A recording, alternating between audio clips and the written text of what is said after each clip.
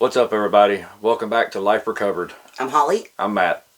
and today we're going to talk about 9 ways anyone can stop addiction. It's going to be hard at first, but once you get the hang of it, once you get going, it's not as hard as everybody makes it out to be. It's a day-by-day thing. It's not, you don't have to take the whole thing on all at once. No, all you got to do is make it one day at a time. And we've both made it over a year, and it was a struggle, but it was worth every bit of it. So keep in mind, addiction is a disease, but a lot like diabetes, you can handle it. It's manageable. It's treatable. There are symptoms, but the first step is going to be admit you have a problem. Now, you can't do anything unless you admit to yourself that you are an addict and that you have a problem and that you need help. And then you got to admit it to somebody else. Yeah, it shows courage. You got to talk to your friends, talk to your family. There's therapy for it. Rehab will also help you with a lot of that. They'll point you in the right direction regarding everything. 2, remember how bad it got during your addiction. Even simple things like, my house was absolutely terrible. Mm-hmm. Given my house right now is not spotless to clean, it is so much better than it was. Trust me, there's going to be a lot of things that you can remember or are still going through in addiction as far as how bad it is.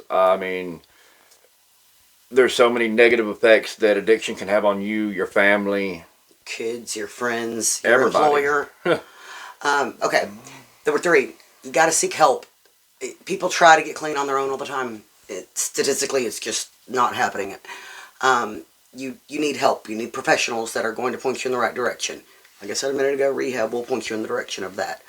Or a detox, or even a family therapist. Yes. Was it substance abuse counseling we went through? Yes. Okay. Got to realize how much better life is sober. Everybody thinks the grass is greener on the other side, but nobody thinks that about sobriety for some reason. You think it's just going to be terrible and boring. It's not. We have more money than we used to because it's not all going on drugs. We have more time than we used to. We are present. I have my freedom back. We have our freedom back. Yeah. Mentally, I feel a lot better. I used to be batshit crazy. Excuse my language. We better friends. Before, when we were addiction, we had people that we called friends.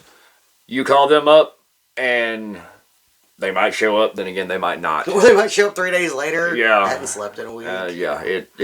You have a lot more people that are on your side. Of substance, people, quality friends. Yes. And more time for stuff that you enjoy doing. If you like working on trucks, if you have hobbies, I spend the time with the kids. I spend my time at work. Yeah.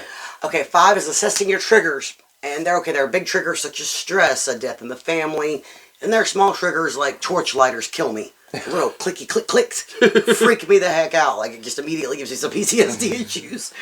And it's a mental illness too. Like she suffers from depression. If you get depressed, it's gonna trigger you. Yeah, it's gonna make you want to use. Yeah. Uncomfortable emotions, like just things that don't make you happy, and most life I am happy now, but there are situations that nobody's going to be happy, and you can't let those push you over the edge. You got to realize what's happening, when it's happening, how to deal with it. When you have a trigger, coping skills. That's what it was called. Coping skills. You have to figure out a coping skill to deal with it to move on. Yes. And just seeing people can be a trigger. Amen. Yeah. She did. That's one thing that's bad for her. She sees a person, and it's just that's the first thought in her head was. It's nothing about them. It's just that I know that we use together that they're high, and I can't get that part out of my head. You got to stay away from people like that. That's the best option. Which brings us to number 6, which is change environment. That goes back to the people, places, and things. You have to change the people you hang out with, the places you go, and the things you do. And we did all that. And now we sit at home with not a lot of people to talk to. But those people, we don't need to talk to. You got to deal with your stress. Use your free time to things that you wanted to try. Try them, new hobbies. Anything that will keep your mind off of it. Read, exercise. Which is number 7. Exercise. I'm not much on for the exercise. I'm more of the extra fries. But a lot of people recommend it. It's proven to reduce stress and tension, your sleep. I sleep pretty good. It's just supposed to increase your self-esteem, you know, because you look better because you're exercising. However, we haven't got to that part of our sobriety yet. And number 8, accept the past. You're going to have to accept that you did things to people that you're going to regret. There's a lot of things that I regret, but you can't change the things that you have done. You can just change the things that you're going to do. You can apologize truly, rightfully for what you did and change the behavior in the future. You can't live in the regret. No. And there's stuff you're going to regret. The more you regret, the more depressed you're going to get. And then that's... You're no use to anybody that way. I mean, if it wouldn't harm you or harm them, apologize for it.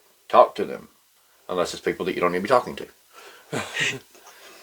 And number 9... Call for help. Even in AA, there's a list of phone numbers when you walk in, and it's all people trying to stay sober one more day. There's always someone that will listen. Or make a phone call. A therapist, friends, family that are on your side and know that you're trying to get out of addiction. They'll be there to help. They're a lot more prone to help once you admit you have a problem and come to them for help than you think. And worst case, leave a comment down below. We're here to help. That's what we're here for. If there's anything that y'all are going through, that you have questions, leave a comment and we'll answer them the best we can because we've been through a lot. And on other news, we're going to have 2 special shows coming up. One this Friday from a kid's perspective. It's going to be... Our 9-year-old daughter. A 9-year-old, oh my God, she's not 9, she's freaking 11. Sorry, Addie. Our 11-year-old daughter is going to be doing a special segment with us about what she remembers and the difference between then and now. She remembers the most out of our kids. Yeah, we put her through hell. Yeah, and it's the reason she doesn't live with us right now, actually, is because of our addiction. She lives with her dad and her bonus mom, and they're flipping great, and she has a wonderful life. But we do get her on the weekends, and Which will be this Friday. Yeah, she's agreed to do a special episode with us, so... And another one, we're going to have a law enforcement perspective on everything. We have recently talked to an ex-constable from our area, and he is willing to do an episode on a law enforcement's perspective, Yeah. you know, what they go through regarding the other end of addiction, you know, the having to deal with us and confine us and send us to rehab, and, you know, they truly do just want better for us. Yeah, I mean, the one that we're going to be talking with is actually the person that... Caught me the first time. And the one that was sent to my job to serve me the protective order that she put on me. He's been through a lot of it with us, I guess you could say.